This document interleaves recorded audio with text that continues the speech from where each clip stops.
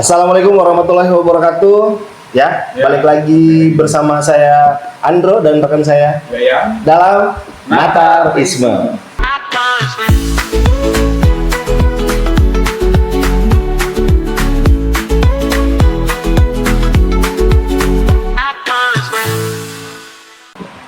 Ini konten yang kedaerahan banget. Hari ini kita mengundang siapa tuh? Wah, ini teman sekolah lagi. Teman-teman lagi. Karena kita nggak punya narasumber lain, jadi kita kontak teman sekolah sendiri. Nanti kita akan kenalin, tapi nanti dia juga kenal sendiri. Kita tambah-tambahin. Biasanya kita sering nambah-nambahin ya, Iya. profilingnya. Nah, ini uniknya, dia ini teman sekolah kita di SMA 1 Natar ya. Ya. Tapi dia bunyi ting ting ting. Tapi dia asalnya bukan dari Natar tuh. Ternyata dia penjual bakso ya. Kita baru ngobrol aja, Oh, iya. udah ada di depan. Berarti kan narasumber kita ini kan, Oh iya, wah, benar ya. ngeri banget kan. Kita belum mulai loh obrolannya. Udah ada yang bunyi bakso di depan. Coba, kita lanjutkan ngobrolan ini. Kita kenalin langsung ya. Kita kenalin. Ya, silakan. Ya. Kita kenalin, dia kenalan sendiri. Oh, iya. maksudnya. Silakan Jadi gestar kita hari ini. nama saya Ridho Feriza, nggak usah pakai gelar lah ya. Nggak usah. Nggak usah pakai gelar. Nanti kita kasih Feriza. sendiri gelarnya. Saya 3 tahun berkiprah di dunia pernataran. Ya. Oke, 2000. masuk. Masuk SMA 2001 sampai lulus SMA 2004. Tapi saya tinggal di Bandar Lampung. Oh, Nah, sekarang Bandar Lampung ya. nah, emang rumahnya sih Bandar Lampung. Memang asli di Bandar Lampung. Ya. Cuman masuk Natal. Masuk Natar ya, karena saking cintanya. Sama Natar. Iya. Enggak sama Gebetan. gebetannya. Ridho Feriza. Iya. Ini, iya, jadi dulu tuh ada teman-teman kita yang sekolah di Natar, tapi rumahnya di Bandar Lampung. Iya, banyak teman. Iya, gitu. Kita nggak mau ngomong dong kalau dia nggak terima di sekolah di Bandar Lampung ya kan. Cuman mungkin dia karena suka gitu sama Natar. Iya. Dan deket juga ya.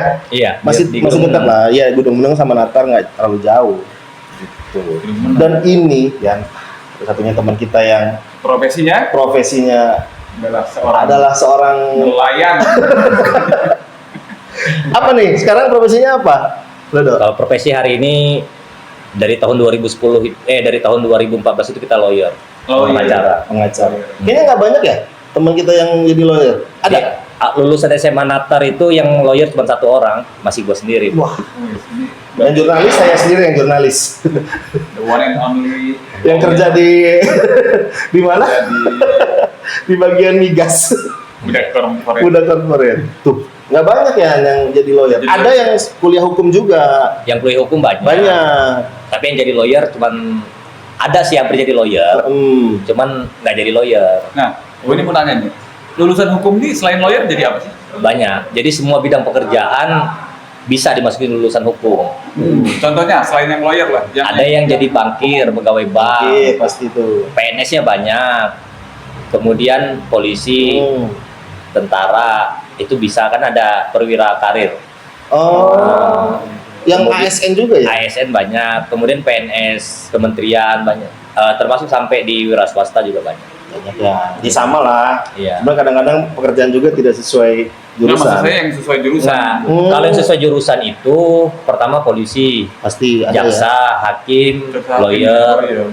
dan legal di perusahaan swasta atau negeri. Oh iya iya, BUMN. ada tuh.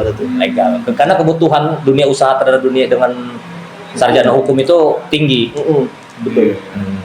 Dan teman-teman kita yang kuliah di Fakultas Hukum itu banyak juga. Ada Iftah, Hana Fauzana, Itu di lelang ya apa? Iya dia di bagian pajak ya. Di Apa? APKNL, Balai Lelang. Balai Lelang. Lelang. Terus ada Ria Fauzi, Iya, Pak Udi. Ya. 2004. terus ada Ronald, Taufik, Ronald. Taufik, Topik Kundo. Taufik Kundo, Ronald, Ronald Fagundes. Ronald Safalas. Itu Taufik Safalas harusnya. Ronald Saputra. Ronald Safalas. Nah, Ronald itu tinggal ujian lagi. Tinggal ujian lagi. Ronald itu Jadi- sekantor untuk jadi lawyer, dia tinggal ujian lagi. Tapi kemudian pilihannya beda. Dia jadi apa? Pengusaha. Dia jadi pengusaha kan wira swasta. Tapi nggak ada hubungannya dengan kuliah dia kan? Apa masih ada? Kalau dia itu? Usaha angkutan dia. Usaha. Nggak ada berarti ya? Nggak ada. Tapi kalau yang bareng lu kuliah ada Andi ya. Andi siapa? Andi Kurniawan. Andi Kurniawan angkatan setahun di atas gua, gue kan sempat nganggur setahun. Oh, adik tingkat ini. Oh, adik adik kelas kelas. kita, Bro. Betul, Adik bro. kelas. Kita peluncu dulu bagaimana? Andi itu kalau nggak salah dia di swasta sekarang. Iya ya, 2004. sering ketemu Mas Ian. Tapi yang satu kampus Andi ya. Atau ada Andi, yang lain? yang satu kampus tuh Andi.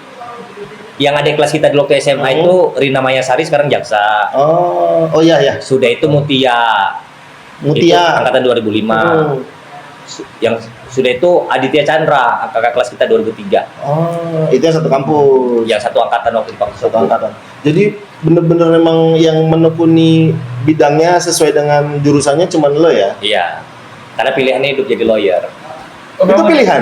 Pilihan hidup lah. Itu mencetuskan cita-cita menjadi lawyer sejak kapan? Waktu sejak kuliah.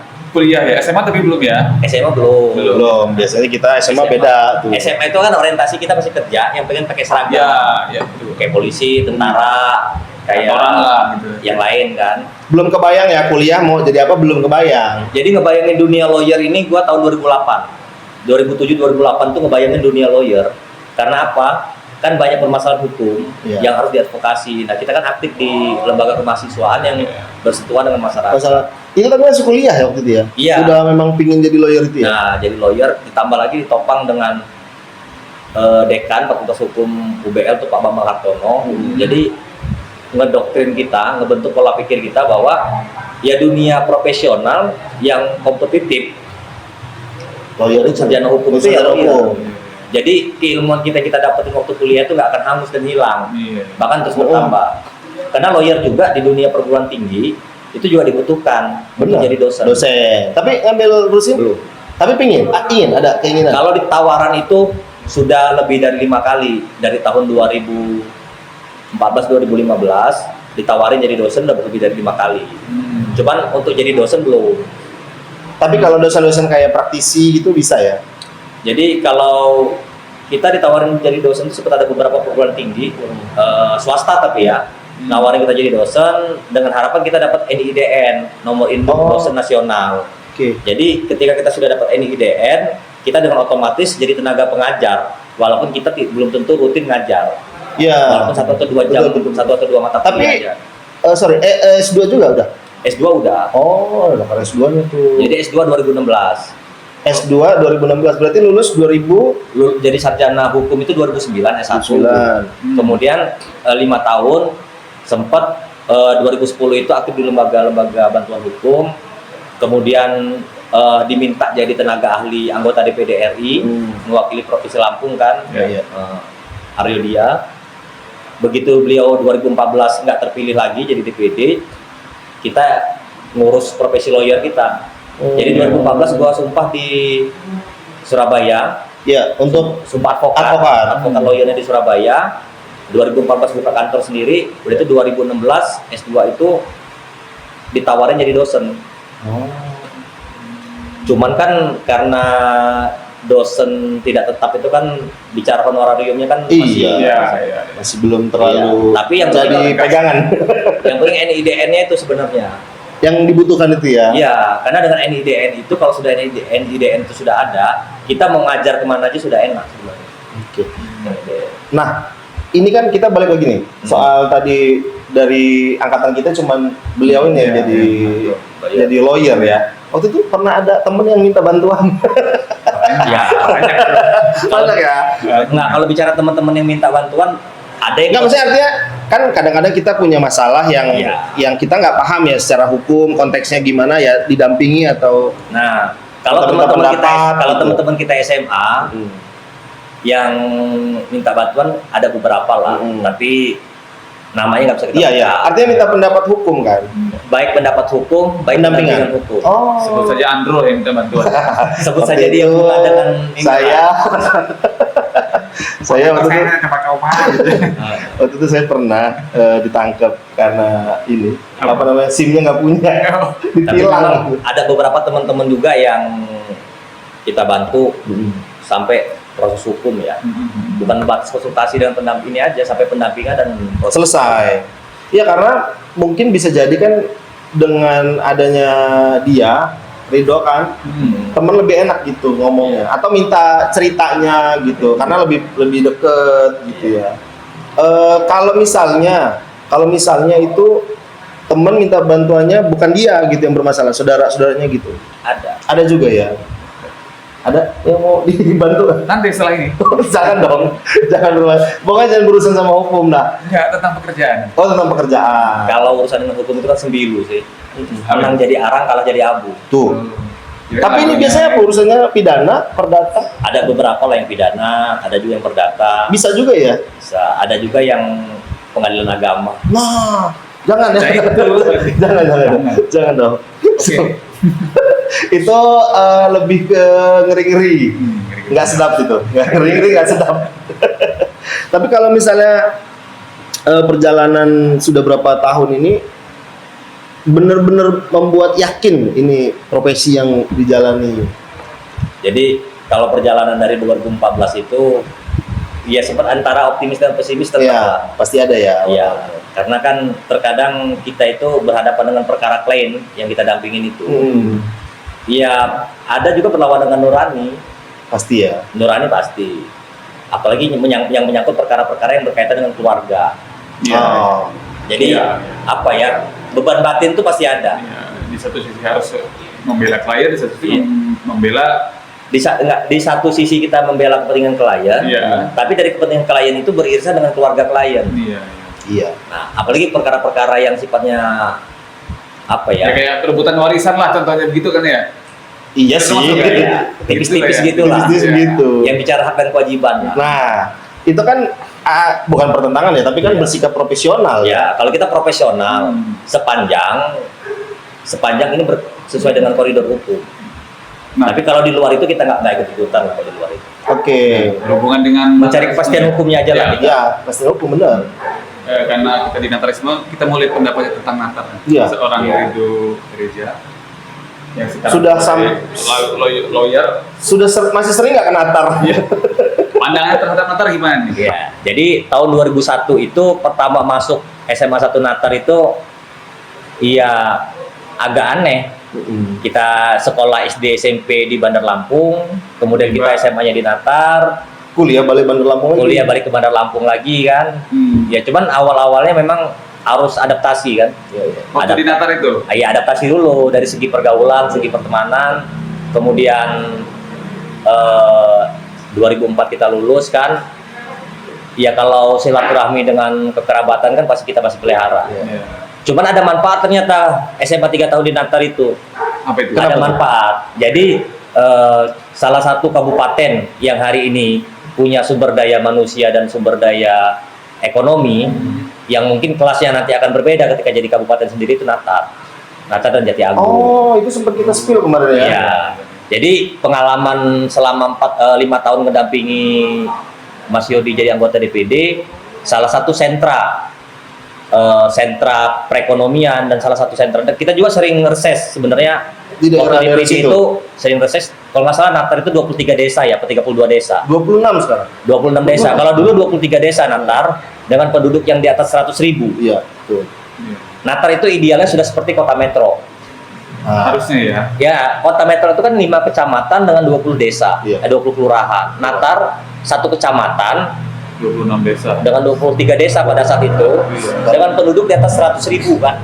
bahkan lebih besar dari metro Iya. jumlahnya. Bahkan untuk jadi DPRD di Lampung Selatan dari Dapil Natar itu aja kan butuh 6.000 sampai 10.000 suara. Benar, benar. Nah, karena kalau nggak salah Dapil Natar itu 11 kursi. Kalau nggak salah. Jadi kita dengan Natar itu pertama awalnya asing, tapi pada saat sekolah 3 tahun di Natar kita jadi nggak asing. Pada saat kita setelah selesai Bekerja. selesai sekolah, kita kuliah, kemudian kita kerja berkaitan dengan ini. Bersinggungan lagi dengan Natar. Bersinggungan dan kemudian jadi dapat manfaat. Jadi sebenarnya Natar itu potensi ekonomi, potensi hidup dan potensi apapun Natar itu ya bakal jadi wilayah unggulan. Karena pinggiran kota banget ya memang. Ya, kemudian bandar udara Nah, Denpasar itu ada di Kecamatan Natar. Tuh. Kemudian apa namanya stasiun Rejosari kan, Oh, termasuk ada juga. stasiun besar Ada kan, stasiun besar di situ ya. di Natar. Seperti Kemudian apa sih ya? PTP perkebunan juga ada di Natar. Banyak, ada beberapa. Pabrik pergudangan selain Tanjung Bintang yang paling besar ya di Natar. Termasuk sawit itu ya, sawit. Ya, sawit. PTP itu kan. Makanya Natar itu kalau kita memang bisa tahu potensi dan mengelola potensi di Natar atau bisa ngebangun potensi di Natar, Iya, iya. Natar itu bakal jadi kota yang bakal jadi wilayah yang maju. Berkembang, Nah, maju ya. tadi nyambung tadi nih soal itu apa? Kepres apa perpresnya ya sudah ada tentang Natar Agung itu. Natar Agung itu lagi dalam proses ini ya, proses pemekaran ya. Iya, tapi denger ya, tahu ya. Ada. Ada ya. Kan salah satu wilayah yang memang didorong untuk Jadi berpisah kabupaten. dari Lampung Selatan itu kan Natar Agung. Natar Agung. Dari 5 kabupaten calon kabupaten baru di Lampung, yang nomor 1 ya Natar Agung. Iya, itu Natar Agung, Lampung Tengah, Seputih Barat, Seputih Timur, Sungai Bunga Mayang, dan Lampung Tenggara. Lampung Tenggara betul. Tenggara. Nah, kalau ini misalnya tadi udah karena udah spill ya soal Natar ini menarik juga sih. Iya. Karena kan kita selama ini kita nggak terlalu dapat info ya soal Yang pasti ya, info yang pasti mungkin kita belum. Ridho kan ngikutin nih perkembangan politik, perkembangan pemerintahan. Itu kira-kira ada potensi jadi nggak Apa ya? kabupaten Natar Agung itu. Kalau moratorium ini resmi dibuka, moratorium pemerintah pusat untuk memberlakukan kabupaten baru otonomi daerah Otonomi Lampung daerah. dibuka, ini kan terkendala semua dengan moratorium. Kebijakan pemerintah pusat untuk memberhentikan pemekaran daerah tingkat 2 yang baru. Ya, Tapi ketika moratorium terbuka, maka Lampung kemungkinan besar punya kabupaten itu kabupaten baru yang pertama mungkin Natar Agung, Natar dan Jati Agung. Doni menjadi Kepala bupati. Siapa? Ada teman-teman yang bisa mendulang suara nggak di sana? Iya, karena itu tadi Natar itu ketika dia nanti jadi wilayah tersendiri, dia punya potensi ekonomi yang cukup. Iya. Potensi ekonomi, potensi wilayah, dan pusat pemerintahnya juga nggak akan jauh. Iya, ke Bandar Lampung nggak jauh. Nggak akan jauh. Iya, maksudnya benar-benar apa namanya pinggiran ya. Tapi ini saya mau tanya dulu nih sebagai orang Bandar Lampung. Kenapa? Tadinya sering dikatain bau karet. Nggak. Kan Itu selalu kayak saya tuh karena ngerasain banget waktu kuliah itu. Entah kenapa ya. Maksudnya kok orang-orang tuh ketahuinya Natar itu Natar ya itu ya, ngelewatin jauh flyover bener, ya. ya. Terus kena pabrik. Karena Natar itu orang taunya wilayahnya dari Tugu Raden Intan sampai di jembatan Tegineneng Mandah ya. Iya. Kan itu aja yang kelewatan. Iya, Betul. kan, Tapi kan itu kan hanya 1/8 dari wilayah Natar. Yang Natar itu kan Maya masuk ke dalam, Iya banyak. ke dari wilayah jalan Kanan kaki kirinya Topar itu Budi, pokoknya masih kanan, luas lagi segala tuh. macam. Tapi Jadi- diledek nggak sama teman-teman SMP? Aman lah itu. Natar. Karena dia nggak ngaku orang Natar.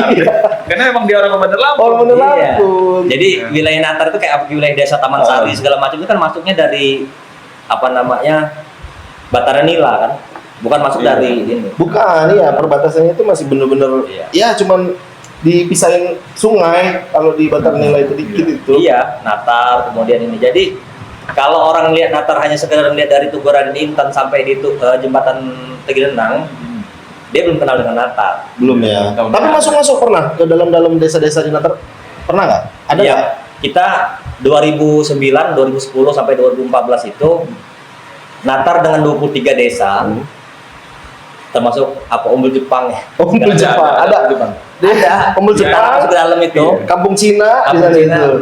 Ya, ada Iya, itu. jadi Umbul Kates juga. Umbul Kates. Natar dengan 23 desanya itu sudah hatam kita kelilingin waktu itu. Dulu sih. Oh, udah keliling itu. Nah, udah kalau Natar mah udah selesai. Dia nih orang Natar malah belum pernah nih keliling nih. Karena nggak ada Ke kepentingannya belum ada. Ya termasuk kan ada dulu yang masuk dari Batu Puru ke dalam itu ngelewatin kebun sawit. kebun PTP. sawit, Iya, PTP. Kan ada perkampungan Tempat juga saya di dalam. tuh, Di rumah tempat saya dia. kecil tuh. Enggak. Iya ada lagi ke dalam lagi. Rejosari ke dalam. Iya. Saya kecilnya di situ tuh. Tanjung Sari. Eko, Rumahnya, Eko, iya. Arianto. Iya, Eko. SMP di teman kamu. Iya. Kamu ke teman kamu. Iya. Dan Natar itu juga kan sentra strategisnya gini. Kita mau ke Pesawaran ngelewatin Natar. Betul. Kita mau ke Prengsewu juga ngelewatin Natar, Kecamatan Natar ya. Iya. Karena daerah apa namanya Beranti ke sini itu kan masih daerah Kecamatan Natar. Iya. Oh, Kecuali Halangan Ratu. Malah lebih paham ya soal daerah-daerah di Natar keliling-keliling Kan gitu udah ya. khatam tadi. Ada. Hatam. Motong-motong jalan, bro. Iya. Janda-janda di Natal juga udah tahu dia. Wilayah-wilayah mana jalan. Iya. Dia udah hatam, kita baru jus 2. Kita ikro dah. Oh ikro ya Mas ya. Karena dulu Natar itu juga waktu kita lagi TADPD, Natar itu salah satu sumber kita ngedulang suara untuk daerah Kabupaten Lampung Selatan. Titik fokus kita itu di Kecamatan Natar dan Kecamatan Jati Agung. Karena itu yang wilayah dekat dengan Bandar Lampung. Dan padat. Dan wilayah yang sepertiga penduduk Lampung Selatan ya ada di wilayah bawah. Di wilayah Natar dan Jati Agung, Tanjung Bintang itu. Sepertiga semesta. Tapi kalau misalnya ada hubungan bisnis atau kerjaan sama orang-orang Natar, masih? Kalau karena kita sudah posisinya lawyer, ada beberapa klien kita yang domisilinya di Natar. Natar. Untuk orang-orang Natar, jangan ragu, hubungi. Jadi doain orang Natal ada masalah nih. Enggak, maksudnya kan Kalau kita jangan ada masalah ya. jangan ada masalah. Iya, Nah, sekarang biar balik lagi kerjaan. ke profesinya. Ini, aduh, saya jarang banget punya temen yang lawyer, teman sekolah ya. Ya, cuma satu ini kan. Iya, tapi ya ada beberapa kan di luar. Jadi Oh, iya. kayaknya karena gini ya, karena biasanya kita ini kan lulus, Iya. terus profesinya beda-beda nih, gitu kan. Nah, ketemu temen satu yang profesinya itu kayaknya jarang, di angkatan kita tuh kayaknya pengen banget ngulik apa sih sebenarnya yang dikerjain selama ini. Apa benar-benar pro bono, ada yang profesional juga, yang profit juga, atau gimana? Jadi Sistemnya? dulu awal jadi pengacara, sembari jadi TA itu kan nyambi jadi pengacara, jadi pengacara kan. Jadi pengacara nyambi jadi TA sebenarnya. Iya. Jadi kita dulu lama di organisasi bantuan hukum yang memang fokus dengan pendampingan pro bono. Pro bono. Ya, karena kalau pro bono itu begini, pro bono dengan prodeo itu ada pengertian yang berbeda sedikit tipis. Kalau prodeo itu kan kita bicaranya litigasi. Ya. Tapi kalau pro bono kita bicaranya non litigasi. Pendampingan advokasi masyarakat yang bermasalah dengan hukum secara non litigasi di luar pengadilan. Iya. Tapi kalau prodeo itu pasti di dalam pengadilan. Sudah disidangkan ya. Ya, itu sampai lebih kurang tahun 2016. Makanya ada istilah hotel prodeo itu. Iya. Iya, betul. Jadi sampai 2016 kita masih aktif lah ya di organisasi bantuan hukum, pendampingan masyarakat yang tidak mampu atau masyarakat kurang mampu. Yang pro bono tadi Yang ya. pro bono ataupun prodeo. Ya, ya. Nah, setelah 2016 kita buka kantor profit. Kantor profit yang memang orientasi kita juga selain perkara-perkara yang memang fee dibayar langsung oleh klien, kita juga kan lawyer itu punya kewajiban dalam Undang-Undang Nomor 18 Tahun 2003 tentang advokat. Jadi setiap lawyer itu punya kewajiban dalam 1 tahun itu 50 jam memberikan bantuan hukum secara cuma-cuma dalam kurung pro bono atau prodeo. Dalam setahun. Dalam setahun. Dalam setahun itu ada 50 jam kerja. 50 jam kerja ya. Khusus untuk 50 jam bantuan. kerja yang kita pergunakan untuk memberikan bantuan hukum cuma-cuma kepada masyarakat. Itu kewajiban advokat atau lawyer dalam undang-undang advokat. Kalau 50 jam itu tidak terpenuhi, apa? Dia nggak ada konsekuensi apa-apa. Dia terpenuhi atau tidak itu tidak ada konsekuensi apa-apa. Cuman masa iya dalam 1 Setahun tahun cuma 50 kita jam. menyampaikan 50 jam kerja, bukan jam waktu normal, Iya. tapi 50 jam kerja. Akumulatif ya. Akumulatif, kita nggak bisa gitu. Paling ini berapa sih? 2 hari ya? 50 jam kerja itu 3 hari? 1 jam, 1 minggu sebenarnya. Karena kan jam kerja kita itu kan Oh, Emang nggak tidur. Iya. bukan jam umum 24 jam, jam kerja. Iya, maksudnya misalnya dalam setahun itu di hari ini dia cuma bantuin setengah jam. Iya. Nanti Artinya dia gini, diakumulasi. kalau mau dipakein perkara di dalam hitungan normatif perkara, kita itu minimal 10 perkara pro bono lah, atau 5 perkara pro bono lah. Dalam Minimal Ya, ya. dalam 1 tahun. Minimalnya segitu. Ya. Oke deh. Tapi adik-adik tingkat ada nggak sih yang masih kenal? Adik-adik tingkat SMA apa kuliah? SMA. Kalau adik-adik tingkat SMA masih banyak. Apalagi teman adik-adik tingkat yang hari ini profesinya penegak hukum juga. ya. Kayak jaksa, kayak polisi, Iya. atau kayak yang lain, atau mereka legal perusahaan atau apa, itu masih ketemu.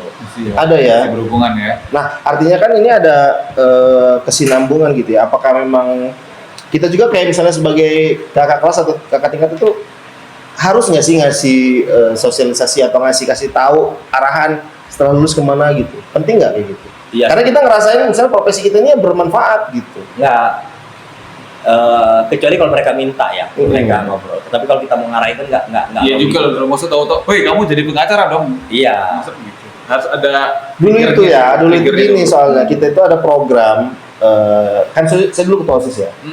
Keren ya. Teroris juga kan? Bukan dong, kan. Jadi dulu itu pernah sempat ngobrol sama guru-guru sekolah. Adalah ngobrolan, terus saya kasih ide juga, gimana nih kan, ya alumni-alumni kita ini kan adalah yang profesinya mungkin lumayan untuk penting lumayan penting lah gitu. Nah boleh nggak kayak misalnya kita itu ada program kerja alumni angkatan untuk sharing ke adik-adik kelas, maksudnya yang masih sekolah untuk kasih gambaran aja secara umum. Sebenarnya kalau itu bisa diprogramin sama OSIS yang hari ini ada di Bisa sekolah, itu bisa aja. Bagus nggak itu? Bagus lah. Bagus. Artinya kan paguyuban alumni atau keluarga besar alumni SMA Natar kerjasama dengan OSIS, mengundang narasumber alumni-alumni yang punya profesi yang berbeda-beda untuk sharing, itu bagus sebenarnya. Karena kan kalau misalnya yang saya tahu nih ada program SD, biasanya SD tuh ngundang orang tuanya, jadi kayak orang tuanya ceritain profesi orang tuanya. Tapi yang cerita bukan si anak, si orang tuanya ini. Iya, jadi sebenarnya kalau bisa begitu, jadi artinya adik-adik yang masih sekolah itu punya penggambaran utuh. Iya, karena kan biasanya yang datang sosialisasi itu mahasiswa-mahasiswanya ini kan kurang apa ya, hanya promosi jurusan ya. Kalau ini promosi lebih ke profesi. Iya. Murid-murid juga melihat sosoknya sendiri gitu kan. Jadi minimal mereka tahu kulit dan tahu sedikit isi lah. Bener, karena itu lebih dapat gambaran, oh ternyata nanti kalau jadi lawyer ini kerjanya begini, karena udah praktisi kan, udah mengalami langsung. Kalau yang datang sosialisasi masih mahasiswa kayaknya hanya kulit, kamu harus kuliah di sini, nanti kalau kuliah ini materi ini paling gitu. Ya, jadi mereka nggak berpikir lawyer itu. Iya itu. Jadi nggak berpikir lawyer itu yang secara praktis dan taktisnya aja. Itu kan penting anak-anak sekarang ini. Karena profesi lawyer itu lebih berbahaya, lebih punya persinggungannya lebih banyak. Iya pasti. Baik secara dengan aparat penegak hukum atau dengan masyarakat, atau jadi kita itu jaminan keselamatan kita itu nggak ada sebenarnya. Walaupun ada undang-undang advokat juga ya? Iya, nggak ada. Ya undang-undang kan hanya undang-undang itu hanya berlaku imunitas saja ketika menjalankan profesi. Cuma tahu-tahu di jalan di apa di traktir. Karena banyak lawyer ya, ketika dia megang perkara A, perkara B, perkara C, kemudian ternyata ada persinggungan dengan pihak lain, dendam, kemudian ada, ya kita nggak ngerti lah namanya dunia kan, betul. Nah, bener sih. Itu lebih riskan ya terhadap keamanan. Makanya jadi podcaster aja. Jadi apa namanya? Jika sekarang banyak teman-teman SMA, teman-teman yang masih sekolah dengan masih kuliah itu berpikir bahwa lawyer itu enak, pasti dapat duit. Tapi iya, kalau duit kan kita kerjakan pasti bicaranya duit. Atau bicaranya apa ya? Cuman ada aspek keselamatan juga yang harus mereka tahu gitu. Bener. Aspek-aspek yang mungkin lain. ini karena efek seringnya lawyer-lawyer yang muncul di TV, kayak contohnya Bapak Hotman Paris gitu kan, pandangannya kan cincinnya banyak, orang kaya mungkin gitu ya. Ya, Bang Hotman itu kan ngerintis jadi lawyer bukan setahun 2 tahun. Bener. Bang Hotman itu kan sudah lebih dari 30 tahun. Iya, artinya kan anak-anak muda sekarang ngelihatnya ya, wah ini lawyer gitu. Kalau lo udah berapa tahun? Gua 10 tahun. Nah, berarti 20 tahun lagi cincinnya banyak. Iya. Kita nanti ngeliat Ridho 20 tahun lagi. Gua 10 tahun. Gua disumpah 2014, sekarang 2024. 10 tahun lah. Ini baru satu cincin ini. Iya. 20 tahun lagi nanti. 20-30 tahun lagi udah agak-agak tangan-tangan agak-agak gimana gitu. Udah agak bergetar ya. Tapi terakhir. Saya mau nanya. Saya juga ada pertanyaan terakhir. Ada ya? Iya, ada. Oke. Tadi berapa anaknya? Udah 2 ya? 2. Ini pertanyaan personal sebenarnya. Oke. Kira-kira kalau misalnya udah besar, anaknya boleh jadi ini juga nggak? Advokat nggak? Kalau untuk anak, Pertanyaannya gitu. karena mungkin sudah ngeliat profesi bapaknya ya, yang nggak punya ikatan jam dan waktu. Iya. Bahkan anak pun sering protes, kapan ada waktu? Oh, cukup menyita waktu ya? Iya, kan kita terkadang megang perkara itu, misalnya nggak usah jauh-jauh nih, misalnya ke Lampung Barat. Pergi pagi, pulangnya pagi lagi nyampe rumah. Aduh. Apalagi kalau kita berangkat pagi, kemudian sidangnya jam 10, agendanya pemeriksaan saksi atau ahli, selesai sidang jam 8, jam 9 malam biasanya kan. Kemudian kita nyampe lagi di Bandar Lampung itu jam 3, jam 4 subuh, jam 5 subuh, kadang kita nginep. Kadang begitu nyampe Bandar Lampung, anak minta antar sekolah atau apa, kita sudah loyo kan, pengen tidur. Iya. Nah, makanya kalau untuk anak, sepertinya keinginan anak-anak dari kecil mau jadi lawyer kayaknya nggak ada. Dan nggak ngarahin juga, nggak ngarahin. Nggak ngarahin. Tapi kalau anaknya mau, boleh. Boleh. Boleh. Karena gini, lawyer itu pilihan hidup. Orang jadi lawyer itu kebanyakan bukan karena cita-cita dari kecil, betul. Tapi karena pilihan hidup dan keterpanggilan. Betul Karena resiko kita itu bisa meninggalkan rumah, kerja itu bisa berhari-hari, berbulan-bulan. Iya, bener sih soal tadi pilihan ya. Karena kayaknya jarang anak-anak cita lawyer. Kalau sekarang mungkin karena akses informasi ada anak-anak yang cita-citanya udah aneh-aneh sekarang. Jadi udah nggak umum ya. Kalau anak-anak itu, kalau dia masih usia SD atau SMP, dia masih belum paham lawyer itu apa dan pengacara itu apa. Dia sudah tahu lawyer dan pengacara itu ketika dia sudah SMA. Iya, memang dapat gambaran. Makanya tadi itu saya itu punya. Cuman yang pasti gini, kalau untuk anak-anak kita nggak pernah ngobrol yang menyangkut profesi bapaknya. Tapi dia hanya lihat aja ya. Dia hanya lihat dengan mata dia, ketika dia nggak tahu dia nanya, dijawab seperlu dan secukupnya. Iya sih. Dia nggak pernah dikasih penggambaran yang itu, belum dikasih yang ini. Dan yang pasti kalau jadi lawyer itu ya privasi keluarga tetap dijaga. Nah, makanya kita dalam postingan-postingan media sosial ataupun karena rentan tadi itu ya, kita nggak pernah, jarang memposting kita dengan anak-anak atau dengan istri. Gitu. Bukan ada tujuan lain ya, tujuan lain privasi itu. Punya second account. Oh iya. Tadi pertanyaan terakhirnya apa? Ini ada hubungannya juga kan dengan pertanyaannya. Berandai-andai ini, seandainya Rido ini nggak jadi lawyer, sekarang jadi apa? Kalau seandainya tidak jadi lawyer, sekarang jadi apa hukum tadi itu ya? Atau ada yang lain? Kita mungkin kita daftar. Yang pasti simpelnya gini, kalau kita nggak jadi lawyer, mungkin sekarang kita jadi politisi. Iya. Politisi. Karena basic kita sebelum jadi lawyer, di waktu kuliah kita lebih banyak bersinggungan dengan organisasi, dengan politik. Aktivis bro. Ya, aktivis. Ketika kita baru wisuda, kita masuk jadi tenaga ahli kan. Iya. Jadi staf ahli, jadi tenaga ahli, anggota DPD. Nah, dalam proses itu juga karena dorongan dari dosen dan dekan, kita cobalah menyentuh dunia lawyer. Karena memang basic S1 kan sarjana hukum. Iya. Jadi di matching aja mana yang akhirnya jadi kejadian. Ya itu berarti memang yang kejadiannya jadi lawyer. Iya, tapi ya baru tetap cabangnya pas dari kuliah, baru ke gambar tuh. Oke, itu aja. Nanti jangan dikulik semua dulu, siapa tahu nanti telanjang dia. Bukan dong. Itu aja obrolan kita sama teman kita dari sekolah nih, dari Natar, tapi orang Bandar Lampung, Rido Feriza ya. Tapi mau lagi ya, kapan-kapan kalau ada obrolan. Siap, nanti mungkin bisa lebih Andri aja. hal-hal yang lebih sesuai profesinya. Gitu. Kita kulik-kulik lagi gitu. Siapa tahu kan ada pelajaran-pelajaran hukum kita bisa dapat. Iya, tadi aja udah berapa SKS kita belajar. Pusing ada ya? Yang pasti kita untuk diskusi-diskusi tentang hukum kekinian kita siap. Teman-teman atau penonton Natarisme, kalau misalnya mau nanya-nanya atau minta pendapat soal hukum, silakan hubungi nomor di bawah ini. Kasih beban kerja buat editor ini. Kita aja makasih banyak udah dengerin kita. Kita akan ketemu di konten-konten dan episode Natarisme berikutnya. Terima kasih. Assalamualaikum warahmatullahi wabarakatuh.